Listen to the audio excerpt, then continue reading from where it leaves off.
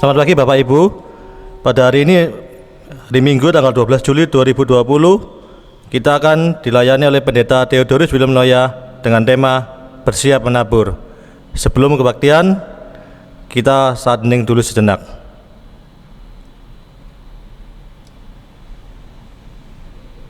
Amin.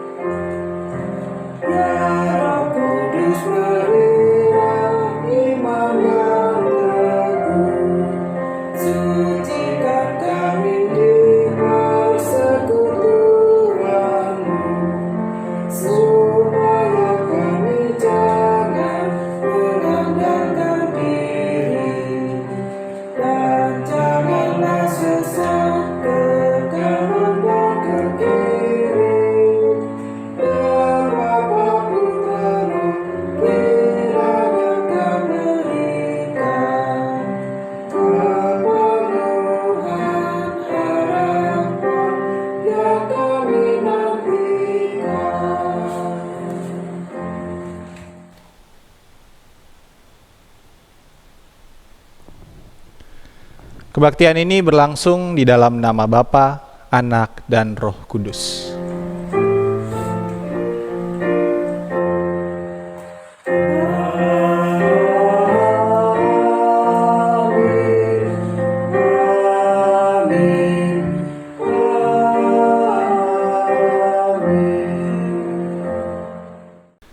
Kasih karunia Tuhan Yesus Kristus dan kasih Allah dan persekutuan Roh Kudus menyertai saudara sekalian.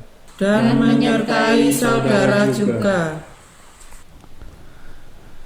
Bapak Ibu Saudara, dalam kebaktian minggu ini kita diajarkan untuk mau mempersiapkan diri sebagai pemberita atau pewarta firman Allah, serta siap juga dalam berbagai kondisi sebagai pewarta firman Allah. Firman Tuhan dalam Matius 13 ayat 23 juga yang menyatakan atau memberitakan tentang seorang penabur berkata, yang ditaburkan di tanah yang baik ialah orang yang mendengar firman itu dan mengerti, dan karena itu ia berbuah, ada yang 100 kali lipat, ada yang 60 kali lipat, ada yang 30 kali lipat.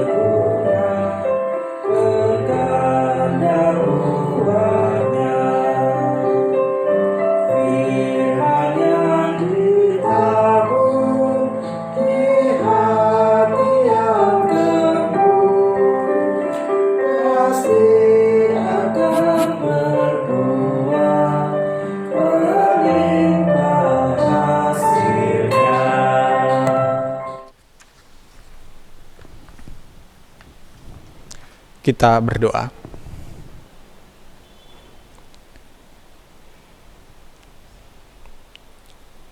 Ya Tuhan, Engkaulah sumber kehidupan dan tempat perlindungan kami.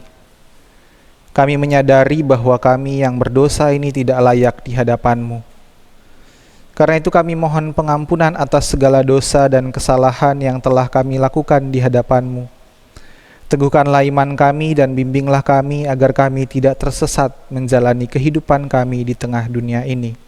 Demi kemuliaan nama-Mu. Amin.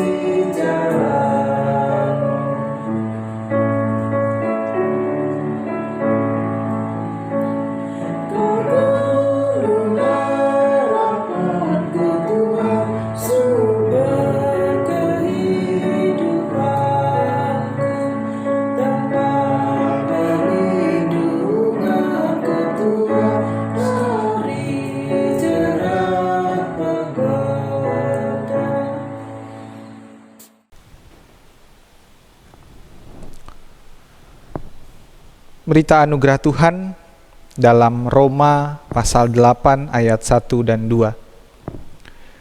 Demikianlah sekarang tidak ada penghukuman bagi mereka yang ada di dalam Kristus Yesus.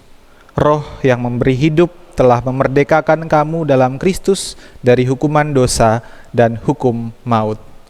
Demikianlah berita anugerah dari Tuhan. Syukur kepada Allah.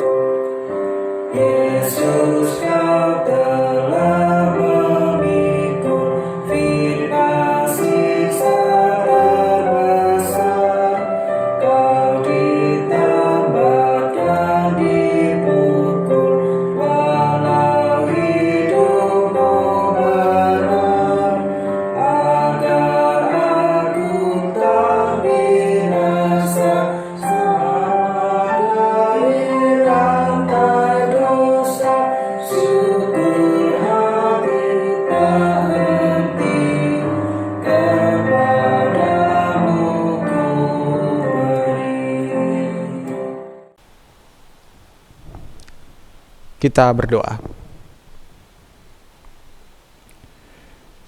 Ya Allah, pada saat ini kami datang dalam kerinduan untuk disapa oleh sabda-Mu.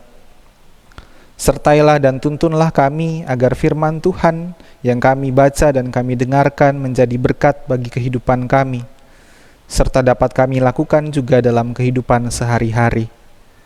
Sehingga kami tidak hanya menjadi pendengar-pendengar firman saja, tetapi juga menjadi pelaku-pelaku firman Tuhan. Kepadamu kami bersyukur, dan saat ini kami siap disapa oleh sabda-Mu. Amin.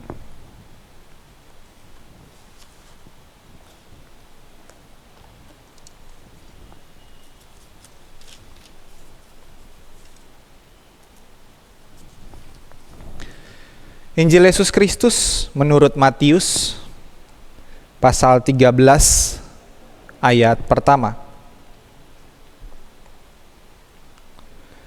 Pada hari itu keluarlah Yesus dari rumah itu dan duduk di tepi danau. Maka datanglah orang banyak berbondong-bondong lalu mengerumuni dia, sehingga ia naik ke perahu dan duduk di situ, sedangkan orang banyak semuanya berdiri di pantai. Dan ia mengucapkan banyak hal dalam perumpamaan kepada mereka. Katanya, adalah seorang penabur keluar untuk menabur. Pada waktu ia menabur, sebagian benih itu jatuh di pinggir jalan, lalu datanglah burung dan memakannya sampai habis. Sebagian jatuh di tanah yang berbatu-batu dan tidak banyak tanahnya, lalu benih itu pun segera tumbuh karena tanahnya tipis. Tetapi sesudah matahari terbit, layulah ia dan menjadi kering karena tidak berakar. Sebagian lagi jatuh di tengah semak duri, lalu makin besarlah semak itu dan menghimpitnya sampai mati. Dan sebagian jatuh di tanah yang baik lalu berbuah.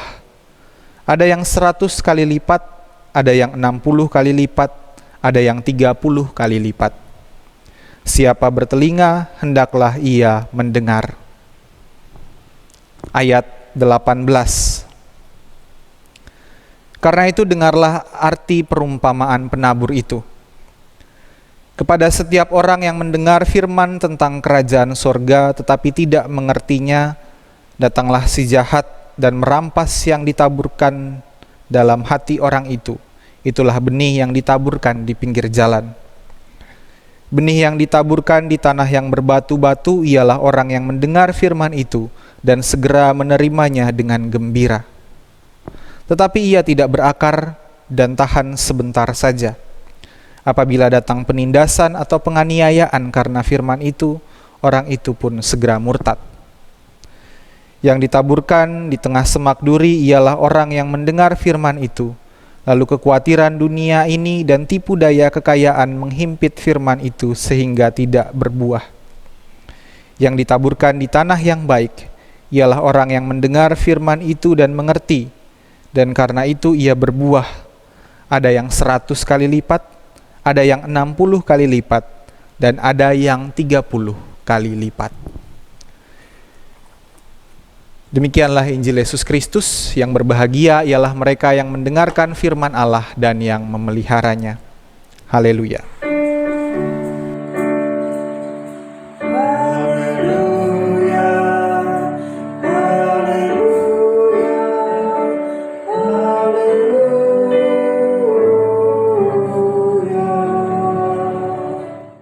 Selamat hari Minggu Bapak Ibu Saudara. Semoga kita semua berada dalam keadaan yang baik-baik dan sehat-sehat saja, terutama pada masa-masa pandemi ini. Mungkin kita bisa mencari banyak kegiatan supaya tubuh tetap sehat, tetap terjaga.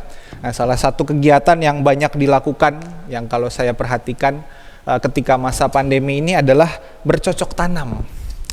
Sekarang kalau saya lihat banyak postingan-postingan di media sosial tentang orang-orang yang mulai bercocok tanam. Entah itu di tanah, pakai media tanah, ataupun dengan cara hidroponik, pakai air, nggak pakai tanah. Nah, poinnya ketika kita mau bercocok tanam, harus ada medianya dulu. Kita harus mempersiapkan medianya. Misalnya kalau pakai tanah, ya ini pengalaman saya juga karena nanam-nanam juga di belakang pastori itu. Tanahnya itu harus disiapkan dulu. Batu-batu disingkirkan. Kalau dia banyak batu-batunya itu disingkirkan. Tanahnya lalu digemburkan. Dan digemburkannya nggak sehari 2 hari. Beberapa kali kita menggemburkan tanah itu. Lalu dibasahi tanahnya, kalau ada semak-semak, kalau ada tanaman atau tumbuhan-tumbuhan liar, kita cabutin, kita singkirkan, supaya tanah itu menjadi baik. Lalu kita beri pupuk, supaya tanahnya sehat dan mengandung unsur hara untuk bisa kemudian ditabur benih, supaya tanaman itu, benih itu bisa tumbuh dengan sehat, dengan baik, dan menghasilkan hasil yang baik juga. Itu kalau tanah. Nah, hidroponik pun begitu. Ada yang harus kita persiapkan. Misalnya kalau mau hidroponik yang pemula kan pakai baskom, lalu kita harus menyiapkan juga perangkat-perangkat lainnya. Kalau yang sudah lanjutan biasanya pakai pipa PVC ditumpuk beberapa tingkat itu. Lalu kita siapkan media tanamnya, biasanya berupa rock wool gitu. Lalu juga ada air bersih yang harus kita siapkan, ada kain flanel untuk menghisap airnya itu, saluran airnya. Lalu larutan nutrisi. Baru kita bisa mulai menanam benih secara hidroponik. Nah, itu yang rumahan, apalagi kalau yang kelas petani. Petani itu mereka kalau mau menanam, mereka harus memastikan dulu ini tanahnya baik, kadar airnya, kadar CO2-nya dan lain-lain. Mereka mempersiapkan tanahnya dibajak, irigasinya disiapkan, ini airnya dari mana untuk pengairan dan lain-lain, supaya bisa menanam padi, hasilnya bisa jadi baik. Semuanya disiapkan supaya pertumbuhan tanaman itu menjadi baik. Nah, intinya kalau kita mau bercocok tanam, kita harus menyiapkan semuanya dulu. Medianya, semuanya dan lain-lain kita harus siapkan sehingga kita bisa menjamin tanaman itu bisa bertumbuh dengan sehat dan hasilnya juga bisa bermanfaat. Nah, ini sesuai dengan tema kita hari ini, yaitu bersiap menabur. Kalau mau menabur, kalau mau menanam, kita harus bersiap juga. Kita harus mempersiapkan segala sesuatunya. Nah, tapi kalau kita perhatikan bacaan Injil kita hari ini, ada yang terasa janggal, ada yang terasa aneh. Yesus seperti biasa dia mengemukakan sebuah perumpamaan. Yesus mengajar dengan perumpamaan biasanya, dan perumpamaan ini juga berkaitan dengan konteks masyarakat Yahudi, masyarakat agraris yang mereka paham pertanian, masyarakat pertanian. Jadi Yesus sering sekali mengemukakan perumpamaan yang berkaitan dengan dunia pertanian. Tapi yang aneh dari perumpamaan Yesus ini, sang penabur di sini seperti seorang yang tidak ngerti tentang pertanian. Kelihatan dia hanya asal menabur benih saja. Semua persiapan yang tadi saya bahas di awal itu, tanah digemburkan dan lain-lain, itu seperti tidak dilakukan. Sangat tidak menggambarkan seorang penabur pada masyarakat agraris. Masa sih? Mau bukti? Ini buktinya. Kita lihat bahwa dalam perumpamaan itu ada benih yang ditaburkan di pinggir jalan. Kalau petani benar, dia nggak mungkin menaburkan benih di pinggir jalan. Lalu dia menaburkan juga di tanah yang berbatu-batu, lalu di semak-semak berduri. Kalau petani yang benar, batunya itu sudah disingkirkan dulu, tanahnya diolah dulu, semak-semak berdurinya dicabuti, dimusnahkan supaya tanah itu bisa diolah menjadi lebih baik sebagai media tanam. Ini enggak. Ada batu sudah tahu ditabur di situ. Ada semak-semak berduri sudah tahu ditabur pula di situ. Masa dia nggak berpikir untuk menyingkirkan dulu batu-batunya atau menyingkirkan dulu tanaman semak berdurinya itu, baru dia mulai menanam atau menabur. Yang dia lakukan malah dia menebar benih di di tanah yang bermacam-macam itu. Bukan hanya di tanah yang baik, memang ada dia menabur di tanah yang baik, di tanah yang subur, tapi di tempat-tempat lain juga dia menaburkan. Ini aneh. Dalam masyarakat agraris, apalagi kalau kita orang kota di Surabaya yang udah nggak ngerti tentang pertanian, mungkin wajar. Tapi kalau sekarang saya yakin banyak orang yang sudah mulai belajar tentang menanam, bercocok tanam, ini tetap aneh. Karena segala sesuatu harus sudah dipersiapkan dulu. Tapi yang dilakukan oleh penabur dalam perumpamaan ini adalah dia menabur asal-asalan. Ini penabur yang sembrono, penabur yang tidak persiapan, yang menabur benihnya itu kayak nggak hitung-hitungan lagi, ini bisa tumbuh atau enggak, pokoknya dia menabur aja. Dia tidak berpikir, dia tidak memperhitungkan apakah benihnya nanti akan tumbuh subur ataukah akan mati. Ia menabur bukan hanya di tanah yang baik dan subur, tapi di pinggir jalan, di tanah yang berbatu-batu, di tanah yang ditumbuhi oleh semak-semak berduri. Dia tidak merasa bahwa apa yang dia lakukan mungkin akan yang terjadi hanya membuang-buang benih, karena benihnya nanti akan mati. seorang penabur yang membuang-buang benih. Seorang penabur yang tidak hitung-hitungan. Nah, mengapa Yesus menceritakan perumpamaan tentang penabur yang sembrono, penabur yang membuang-buang benihnya, sepertinya dia tidak paham dasar-dasar pertanian ini? Kita tentu sudah tahu, kita sudah paham makna dari perumpamaan ini yang juga dijelaskan oleh Yesus kepada murid-muridnya. Benih itu ialah kasih karunia Allah yang diberikan kepada semua orang. Bukankah firman? Bukankah tadi dikatakan bahwa itu adalah firman Allah yang ditaburkan, diberikan kepada semua orang? Betul, firman yang memberitakan atau menyatakan kerajaan Allah.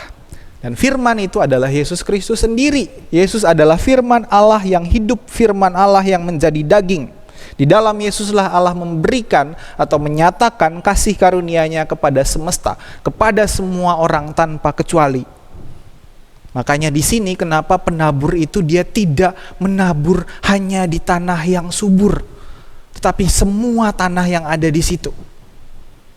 Yesus mau mengatakan bahwa kasih karunia Allah di dalam firman yang hidup Yesus Kristus itu diberikan atau dinyatakan kepada semua orang tanpa kecuali. Tidak eksklusif. Kasih karunia Allah itu ibarat benih yang ditaburkan di semua tempat, yang dinyatakan kepada semua orang. Bukan hanya kepada kelompok tertentu saja, tapi kepada semua. Itulah mengapa Allah kita, Allah yang saya percaya, sama seperti penabur dalam perumpamaan Tuhan Yesus. Allah yang menghambur-hamburkan benih tadi.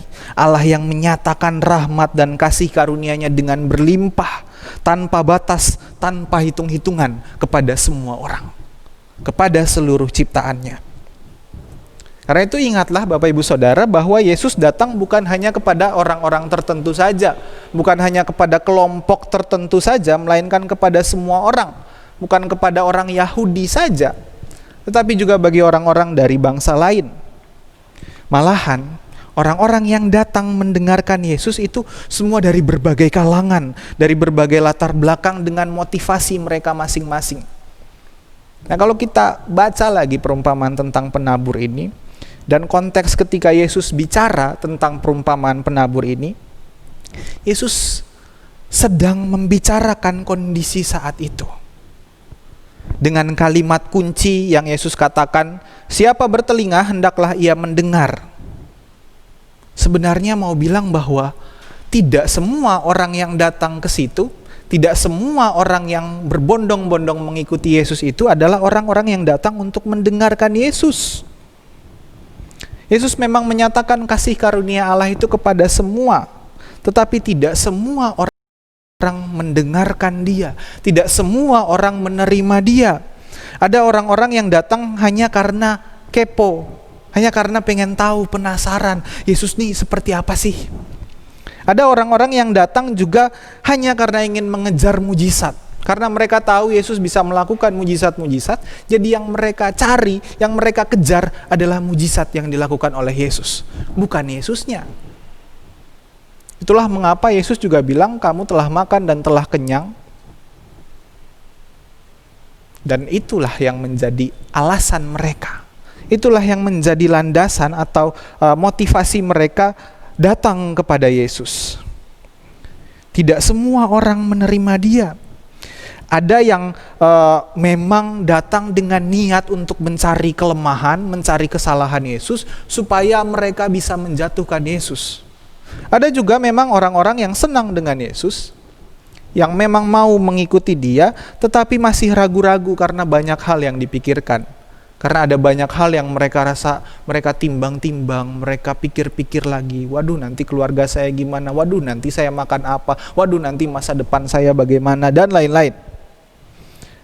Tetapi ada juga orang yang memang datang untuk mendengarkan Dia, yang memang membuka dirinya, mempersiapkan dirinya untuk menerima Kristus sebagai rahmat Allah, sebagai kasih karunia Allah, sebagai firman Allah yang hidup.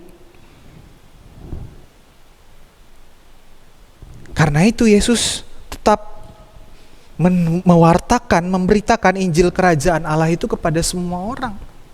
Yesus tidak pilih-pilih, tidak eksklusif. Walaupun ada banyak orang yang datang dengan motivasi berbeda-beda, motivasi bermacam-macam, dengan latar belakang yang macam-macam. Tapi di antara orang-orang itu, Yesus tahu juga ada murid-murid. Murid-muridnya yang memang siap untuk menerima kasih karunia Allah, dan melalui mereka juga Allah menyatakan kasih karunia-Nya. Bapak Ibu, perumpamaan ini menjadi semacam pengajaran bagi murid-murid yang hadir di situ, yang sedang dipersiapkan untuk memberitakan Injil Kerajaan Allah. Karena itu bagi mereka inilah, bagi murid-murid inilah Yesus menyatakan makna dari perumpamaan ini. Sebagaimana Yesus, para murid ini suatu saat ketika mereka mewartakan Injil Kerajaan Allah, mereka juga akan ditolak, mereka juga akan dihina, mereka juga akan diremehkan. Ada kalanya orang datang mendengarkan mereka hanya karena penasaran saja. Ada kalanya orang datang supaya mau cari-cari kelemahannya, mau cari-cari kesalahannya supaya bisa menjatuhkan mereka. Ada juga orang yang tertarik tapi tidak berani mengambil langkah lebih lanjut. Bahkan dalam pelayanan para murid, mereka memberitakan Injil Kerajaan Allah itu ada banyak masalah, ada banyak tantangan, penolakan, penganiayaan yang mereka alami. Tetapi di antara semua itu pasti ada orang-orang yang mau menerima Kristus. Seperti tanah subur tadi yang mau mendengarkan, yang mengalami pembaruan, pertumbuhan, lalu berbuah di dalam kehidupan mereka. Karena itu, kasih karunia Allah tetap harus dinyatakan kepada semua orang. Kepada seluruh semesta. Makanya sebenarnya dalam melayani, kita juga harus percaya, kita juga harus tahu bahwa seperti menabur, ini membutuhkan proses. Gak bisa kita hanya menabur begitu saja lalu mengharapkan orang-orang jadi percaya, orang-orang jadi bertobat. Ada proses yang harus dijalani.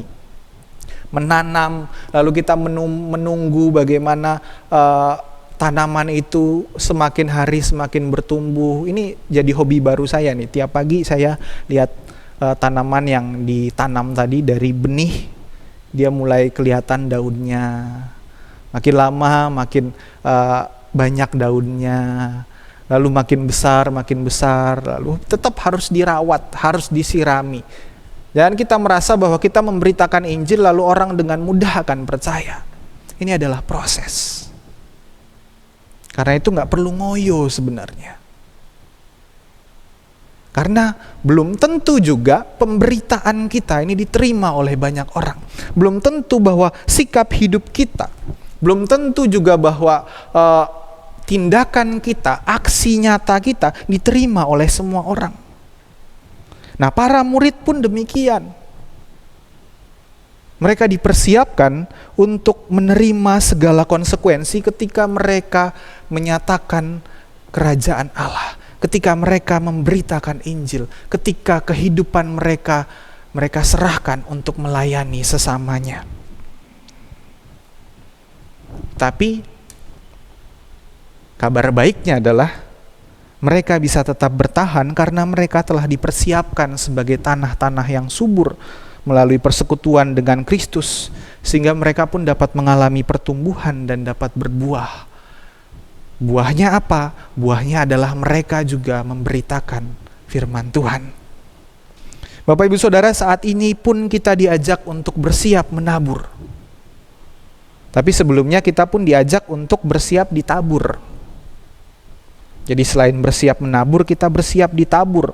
Nah, karena itu dalam persekutuan bersama dengan orang-orang percaya di dalam Kristus, sama seperti murid-murid, kita menjadi sehat. Kita menjadi gembur untuk menerima kasih karunia Allah dalam Kristus. Kita bertumbuh dalam persekutuan, kita berbuah, dan buahnya itu wujudnya adalah pelayanan kita. Wujudnya adalah aksi kita, aksi nyata kita dalam kehidupan untuk menabur juga. Karena itu Yesus pun mau mempersiapkan kita. Ketika kita berkarya demi kerajaan Allah, ketika kita menolong orang yang lemah, kita hidup dalam kebenaran dan kejujuran, walaupun di sekitar kita penuh dengan kepura-puraan dan kecurangan. Ketika kita memperhatikan mereka yang kesusahan, kita memperhatikan rekan saudara kita yang memiliki pergumulan hidup, tentu tidak semua dapat menerima kita. Ada yang menolak kita, ada yang mencurigai kita, ada bahkan yang memanfaatkan kebaikan kita pada mereka. Ada yang menolak dan menghina. Tetapi pasti ada orang-orang yang juga menerima dengan baik dan berbuah juga dalam hidup mereka. Dan inilah yang menjadi pengharapan kita untuk tetap setia menaburkan kasih karunia Allah itu dalam hidup sehari-hari. Karena itu Bapak Ibu Saudara, kita juga harus memahami bahwa ini semuanya adalah proses. Bahwa dalam mewartakan kasih karunia Allah, memberitakan tentang Injil dan pertobatan, pembenaran kasih karunia itu, tidak serta-merta mungkin orang bisa langsung bertobat. Tidak serta-merta kemudian orang bisa menjadi baik. Tetapi seperti benih yang ditaburkan, dia akan mengalami proses perlahan-lahan sampai dia tumbuh dan berbuah. Demikian pun pelayanan kita. Karena kita sendiri pun begitu. Kita pun saat ini sedang berproses. Walaupun kita sedang disiapkan untuk menabur, tapi kita juga adalah tanah-tanah yang ditabur, yang berproses menumbuhkan benih dan kemudian menghasilkan buah. Karena itu Bapak Ibu Saudara, ketika kita memberitakan kasih karunia Allah kepada dunia, kita nggak pernah tahu nanti hasilnya seperti apa. Karena itu membutuhkan proses yang panjang. Ada berbagai reaksi yang mungkin kita terima, tapi jangan sampai itu membuat kita patah semangat dan putus asa. Sebagaimana Allah menyatakan kasih karunia-Nya kepada semua orang, marilah kita pun berkarya menyatakan rahmat Allah itu kepada semua orang. Mari bersiaplah untuk menabur, apapun kondisinya, apapun hasilnya nanti yang kita dapat. Seperti Allah yang tidak menghitung untung ruginya, tidak menghitung ini benihnya akan tumbuh atau tidak. Mari kita terus berkarya juga tanpa hitung-hitungan, tanpa transaksi. Kalau saya memberi, saya harus menerima. Karena pelayanan kita adalah pelayanan yang meneladani Allah, meneladani Kristus, yang memberikan rahmat-Nya, kasih karunia-Nya kepada semuanya, tanpa memandang bulu, tanpa eksklusivitas, dan menyatakan rahmat-Nya kepada semua, seluruh ciptaannya. Tuhan menyertai kita. Amin.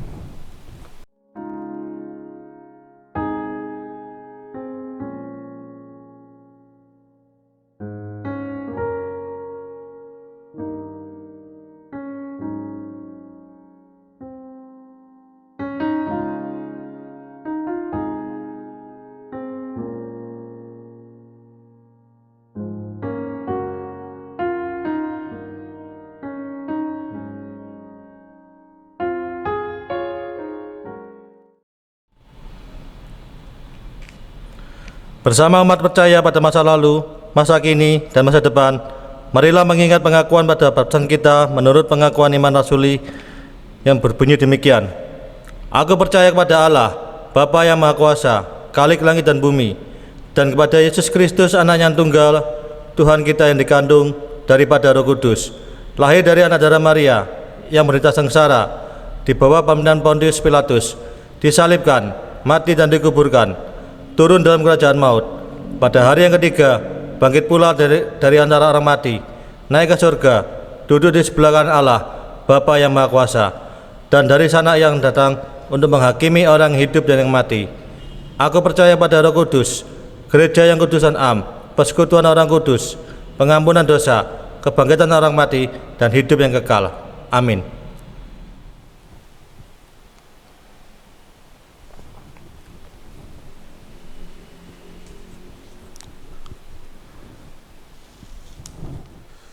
Mari kita mempersiapkan hati kita untuk menaikkan doa syafaat. Kita berdoa.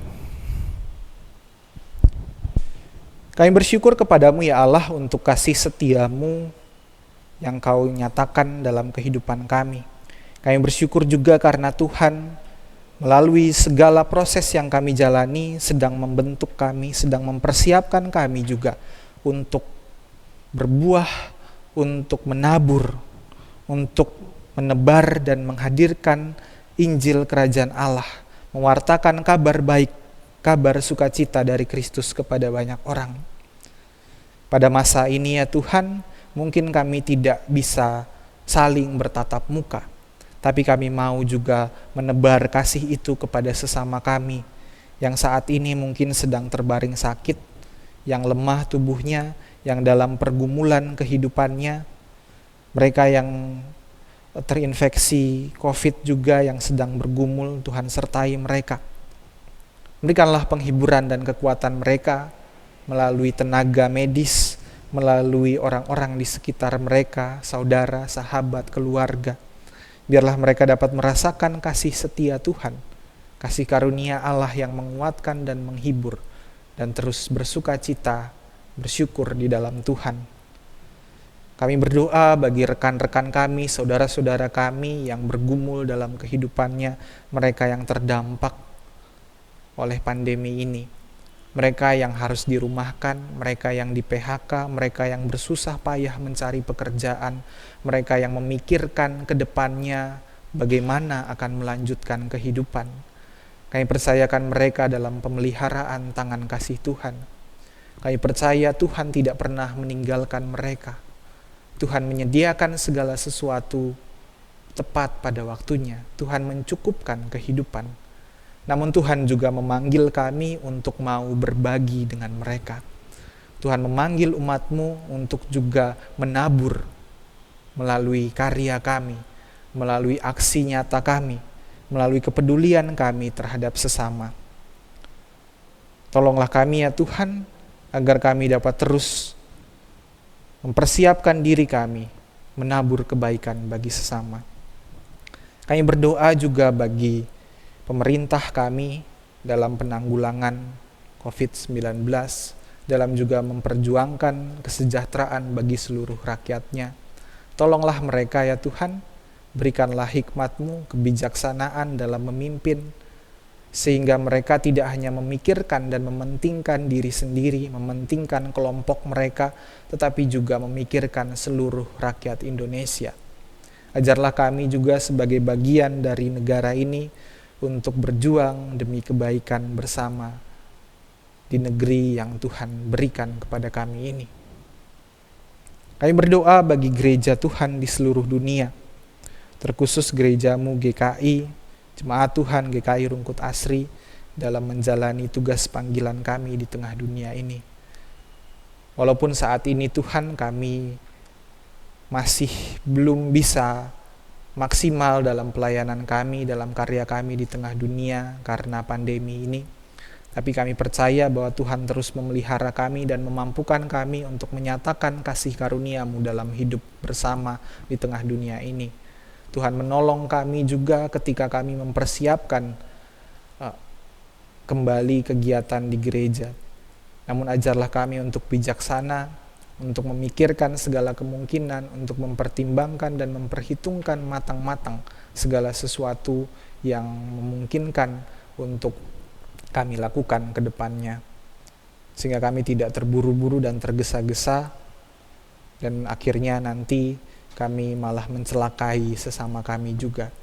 Tolonglah kami ya Tuhan, dalam pengharapan kami, Tuhan sertai umat-Mu juga yang merindukan persekutuan bersama.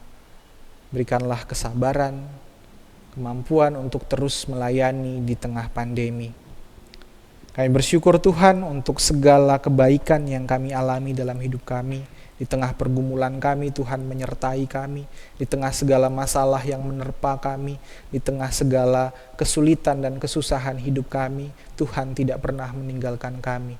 Tuhan selalu mencukupkan kebutuhan kami dan memampukan kami untuk bersyukur.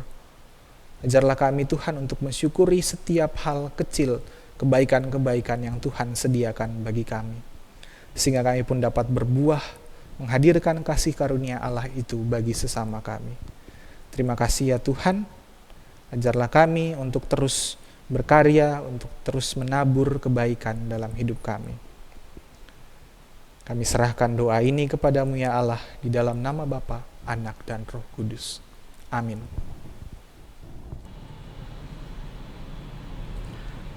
Mari bersyukur kepada Tuhan.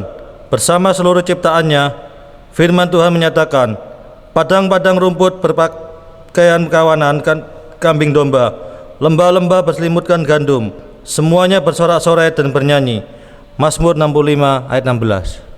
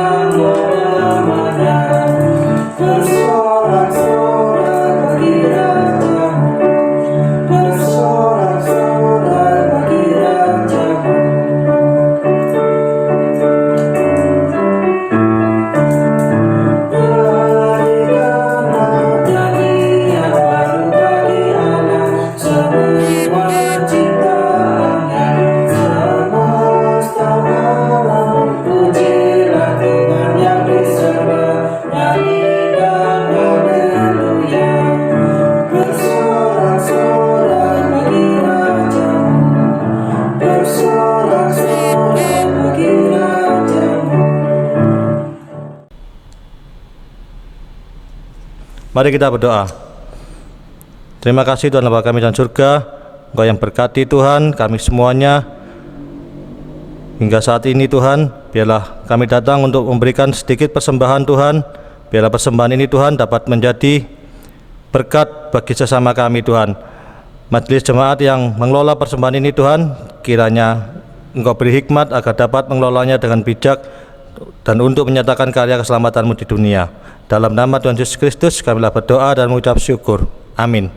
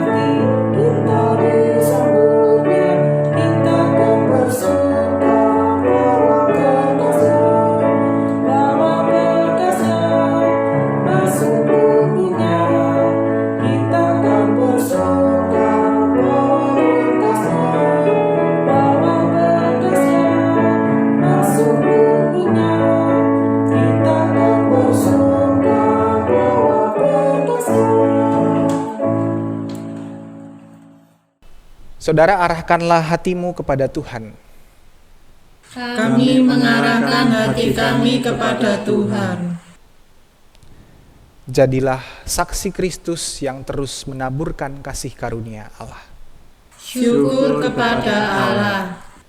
Terpujilah Allah Bapa, Anak, dan Roh Kudus. yang tidak pernah memisahkan kita dari kasih-Nya sekarang dan selamanya. Kini terimalah berkat Tuhan dan jadilah berkat. Kiranya berkat Allah turun atas kita semua, bangsa kita serta bumi yang disayangi Allah ini. Kiranya Allah mengaruniakan hikmat untuk menerjemahkan kasih ke dalam tindakan, mengubah tawa menjadi kegembiraan di tengah dunia yang murung, menjadikan tangis sebagai bentuk solidaritas bagi mereka yang menderita. Kiranya bela rasa Kristus merangkul kita, baik di saat suka maupun duka, terang maupun gelap, hidup maupun mati. Kiranya Allah Tritunggal, Maha Kudus, Bapa, Anak, dan Roh Kudus, beserta kita sekarang dan selamanya.